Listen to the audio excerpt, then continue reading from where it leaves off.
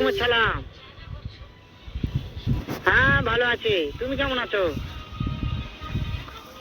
হ্যাঁ ভালো আছো না? আচ্ছা তুমি কার সঙ্গে আছো?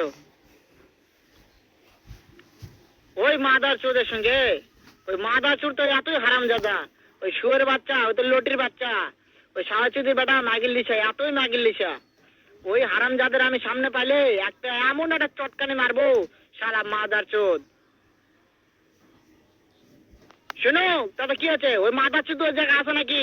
ও আমার কথা সব শুনতেছে। ওই সাহাচুদির বেটাকে শুনে শুনে আমি বেশি বলবো।